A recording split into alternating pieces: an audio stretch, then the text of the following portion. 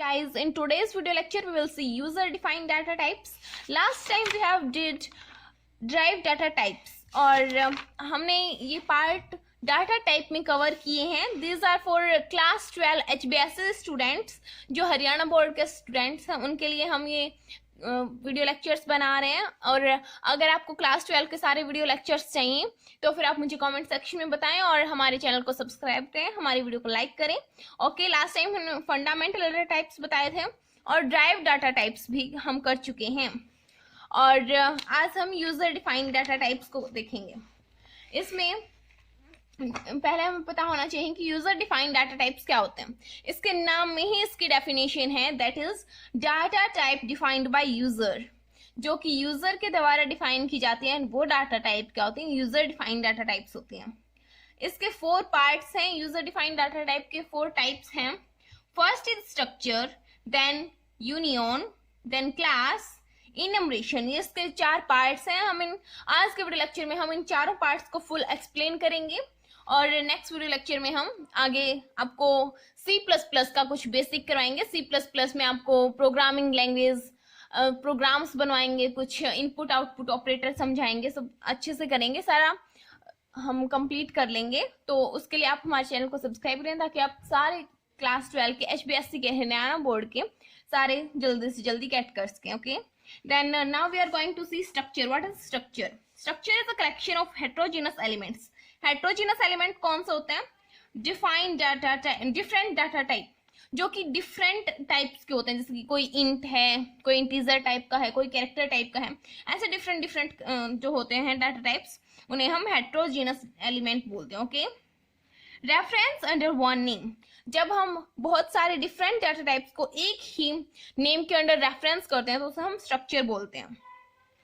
देखो, अगर हम एरे और स्ट्रक्चर में क्या डिफरेंस है वो देख रहे हैं हम यहाँ पे. सारा आपको एरे स्ट्रक्चर सारा एक साथ समझाने की थोड़ी कोशिश करेंगे. जो एरे था उसमें हमने डेफिनेशन देखी थी कि उसमें होमोजीनस एलिमेंट्स होते हैं. एरे हमने डिफाइन ड्राइव डाटा टाइप में क्या था, इसे याद रखना. ड्राइव डाटा टाइप्स में क्या था एरे, इसमें होमोजीनस एलिमेंट्स थे और इसमें हेट्रोजीनस एलिमेंट्स हैं.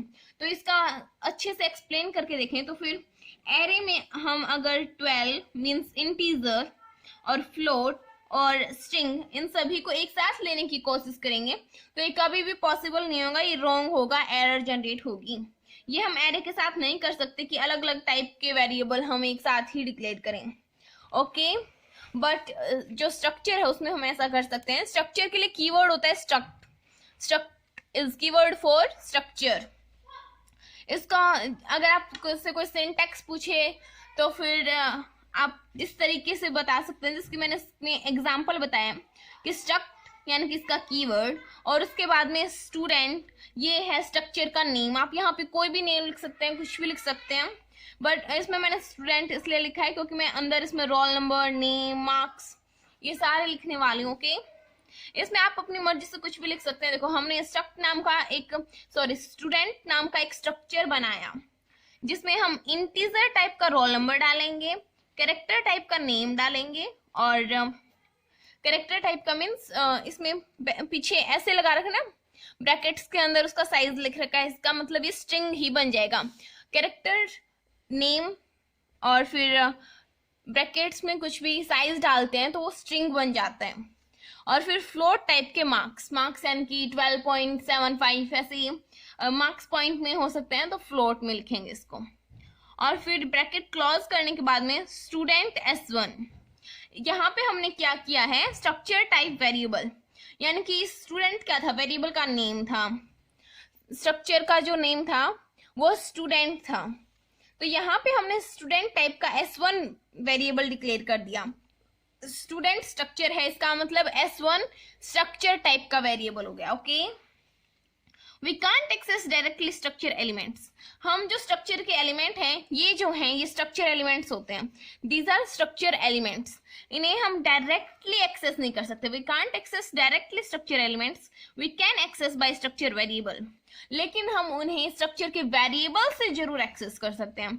इसमें स्ट्रक्चर का वेरिएबल कौन हुआ, S1. S1 is structure variable hair, क्योंकि हमने बताया स्ट्रक्चर टाइप का वेरिएबल कौन हो गया, S1. ओके, अगर एग्जाम्पल देखें कि हम कैसे इसे वेरिएबल की सहायता से एक्सेस कर सकते हैं, how we can access it with the help of variable. देखो वेरिएबल हमने लिया S1 वेरिएबल ले लिया, और ये डॉट यहाँ पे नेसेसरी है, डॉट तो लगानी ही पड़ेंगी, this is dot operator, this is necessary. आप पहले तो स्ट्रक्चर वेरिएबल का नेम लिखें, फिर उसका डॉट लगाएं, डॉट ऑपरेटर लगाएं, और फिर जिस चीज को एक्सेस करना चाहते हैं, अगर आप रोल नंबर को एक्सेस करना चाहते हैं तो रोल नंबर लिखें, नेम को एक्सेस करना चाहते हैं तो नेम लिखें, मार्क्स को एक्सेस करना चाहते हैं तो मार्क्स लिखें, और फिर आप कुछ भी इसके अंदर डाल सकते हैं। इनकी वैल्यू देनी हो तो कोई भी वैल्यू आप अपने अकॉर्डिंग दे सकते हैं। ये हमने स्ट्रक्चर का मोटा मोटा पार्ट देखा है, इसको हम डिटेल में आगे करेंगे, हमारे 12 में अच्छे से आएगा स्ट्रक्चर, उसको हम आगे करेंगे। ओके, यहाँ पे बस ऐसा करें कि इसमें जो पार्ट्स हैं, ये स्ट्रक्चर, क्लास, ये अच्छे से आएंगे अपने पूरे 12 में। यहाँ पे तो हम डाटा टाइप पार्ट समझ रहे हैं, तो उसमें थोड़ा बहुत एक्सप्लेन कर लें। Okay, next topic is union. What is union? देखो ये एकदम स्ट्रक्चर के जैसा होता है, this is same as structure, बस इन दोनों में डिफरेंस क्या होता है, what is difference between this is memory location.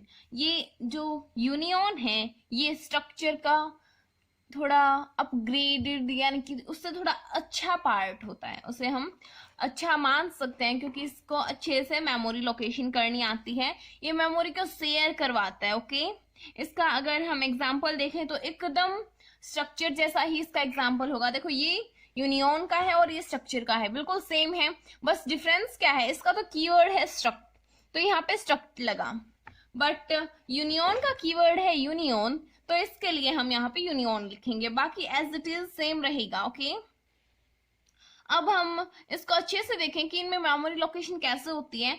तो यूनियन के अंदर मेमोरी कैसे लोकेट होती है, देखो अगर रोल नंबर की मेमोरी हम देखें तो फिर वो इंट है, तो इसका मतलब 2 बाइट होगी। देखो मैंने जो इंट वाला यानी फंडामेंटल डाटा टाइप करवाए थे उनमें मैंने आपको इनकी मेमोरी लोकेशन याद करने के लिए कहा था, लाइन वाइज सारे दिखाए भी थे ऐसे। तो इंट की 2 बाइट होती है ना, तो इसमें इंट की 2 बाइट होगी और फ्लोट की 4 बाइट होती है, इसे याद रखना कि फ्लोट की 4 बाइट होती है। तो अगर हम स्ट्रक्चर में बात करते हैं, ऐसे स्ट्रक्चर में देखते हैं, तो इसके लिए हमें 6 बाइट मेमोरी चाहिए होती है, 6 बाइट इज नेसेसरी, क्योंकि इसमें मेमोरी शेयरेबल नहीं है, इसमें 2 बाइट मेमोरी तो इंट लेगा और 4 बाइट मेमोरी फ्लोट लेगा, तो इसमें 6 बाइट मेमोरी चाहिए। बट यूनियन क्या करता है, अपनी मेमोरी को शेयर कर लेता है और 4 बाइट ही मेमोरी की नेसेसरी रहती है फिर, क्योंकि फ्लोट को 4 बाइट चाहिए और इंट को 2 बाइट चाहिए, तो जब इंट को जरूरत पड़े तो वो 2 बाइट ले ले और जब फ्लोट को जरूरत पड़े तो वो 4 के 4 ले ले, तो इससे मेमोरी शेयर हो जाती है और कम मेमोरी की जरूरत पड़ती है इससे। देन क्लास आगे कंप्लीट एक्सप्लेनेशन में आएगा, हम यहाँ पे इसको थोड़ा देखेंगे कि मोटा मोटा देखेंगे कि इसमें है क्या, हमें इसमें करना क्या है, और फिर उसके बाद में हम 3 विजिबिलिटी मोड देखेंगे। देन जो हमारा टॉपिक बचा हुआ इनम्बरेशन 4th पार्ट वो देखेंगे। Class represent a group of similar object, class same type के ऑब्जेक्ट्स को रिप्रेजेंट करती है, और इसके अलग डेफिनेशन देखें तो फिर है class is a way to bind the data member and member function into a single unit। इसका एक और टाइप देखें, इसका एक और डेफिनेशन देखें तो वो हो सकता है कि डाटा मेंबर और मेंबर फंक्शन को एक साथ बाइंड करती है, एक साथ जोड़ती है और उसको एक सिंगल यूनिट में कन्वर्ट कर देती है, दैट इज क्लास। क्लास के लिए कीवर्ड है क्लास, इसका एग्जाम्पल देखें तो फिर class student is class name here, जैसे कि हमने स्ट्रक्चर में देखा था स्टूडेंट, वहां पे हमने लिया था स्ट्रक्चर नेम और यहाँ पे हो जाएगा क्लास नेम, क्योंकि इसमें कीवर्ड क्लास यूज किया गया है। अब इसमें 3 टाइप के विजिबिलिटी मोड हो सकते हैं कि वो प्राइवेट होगा या फिर पब्लिक होगा या फिर प्रोटेक्टेड होगा, इनमें से कोई भी एक विजिबिलिटी मोड हो सकता है। और फिर जो इसके अंदर हम पार्ट लिखेंगे उसे हम डाटा मेंबर बोलेंगे, और अगर कोई फंक्शन लिखा गया है तो उसे मेंबर फंक्शन बोलेंगे। और इसमें हमने देखो जैसे कि स्ट्रक्चर में क्या था, स्टूडेंट S1, उसमें स्टूडेंट स्ट्रक्चर का नेम था बट यहाँ पे क्लास का नेम है, और S1 इज ऑब्जेक्ट हेयर, क्योंकि हमने इसके डेफिनेशन में देखा कि ये ग्रुप ऑफ सिमिलर ऑब्जेक्ट, इसमें ऑब्जेक्ट्स का ग्रुप होता है, तो इसमें S1 एक ऑब्जेक्ट है। Okay, class by default private, class by default private होती है, अगर हम उसको नहीं बताएंगे कि पब्लिक करना है या प्राइवेट तो फिर वो प्राइवेट हो जाएगी। इसमें हम एक पॉइंट और लिख लेते हैं कि बाय डिफॉल्ट क्या होता है, ये by default it is public. Okay, ये तो हमेशा ही पब्लिक रहता है, इसको तो हम प्राइवेट कर ही नहीं सकते। और क्लास हमेशा प्राइवेट रहती है, बट अगर हमें चाहिए कि पब्लिक हो तो फिर उसके आगे हम पब्लिक कीवर्ड लगा सकते हैं, फिर वो पब्लिक हो जाएगी। देखो अब हम 3 विजिबिलिटी मोड्स के बारे में देखेंगे। 3 visibility, non member function can't access private part of program. जो नॉन मेंबर फंक्शन है वो प्राइवेट पार्ट को एक्सेस नहीं कर सकते हैं, और पब्लिक को कोई भी एक्सेस कर सकता है, और प्रोटेक्टेड को भी कोई नॉन मेंबर फंक्शन एक्सेस नहीं कर सकता है। फिर प्राइवेट और प्रोटेक्टेड में अंतर क्या रह गया भाई? प्राइवेट जो है उसमें ये अंतर है कि उसे हम इनहेरिट भी नहीं कर सकते, यानी कि उसकी प्रॉपर्टीज दूसरी क्लास में भी नहीं डाल सकते हैं, बट जो प्रोटेक्टेड है उसे हम इनहेरिट कर सकते हैं दूसरी क्लास के अंदर। ओके, फिर इसका एग्जाम्पल है, ये क्लास का एग्जाम्पल, हम क्लास को अच्छे से करेंगे नेक्स्ट टाइम। बस दिस इज, अगर आपको पहले से क्लास आती है, आपकी टीचर ने सिखा दी है, तो फिर आप इसको अच्छे से समझ सकते हैं, लिख सकते हैं, बट इसे हम नेक्स्ट टाइम अच्छे से करेंगे। ओके, हम क्लास को अच्छे से पढ़ेंगे। हमारे बिल्कुल इसके बहुत सारे प्रोग्राम भी आएंगे, 12th में क्लास ही है। जैसे कि 11 में हमने मोस्ट ऑफ द टाइम सी के ऐसे प्रोग्राम बनाए थे कि भाई प्लस या फिर एडिशन या फिर सॉर्टिंग नंबर्स, इस टाइप के जो प्रोग्राम बनाए थे, तो इसमें सिर्फ क्लास के ही प्रोग्राम मिलेंगे आपको मोस्टली, यानी कि एग्जाम में बहुत बार क्लास के ही आते हैं, तो क्लास के आपको अच्छे से करवाएंगे। Then next part is enumeration. Enumeration क्या है? An alternative method for naming integer constant, it is often more convenient than const. यानी कि हम कांस्टेंट के लिए जो कीवर्ड यूज करते हैं कॉन्स्ट, उसके लिए अल्टरनेटिव मेथड है ये कॉन्स्ट से थोड़ा अच्छा काम करता है। वो क्या काम करता है हम अभी देखेंगे। ये कॉन्स्ट की जगह पे हम यूज करते हैं इनम्बरेशन, और इसके लिए कीवर्ड है enum. This is enum, ENUM, enum.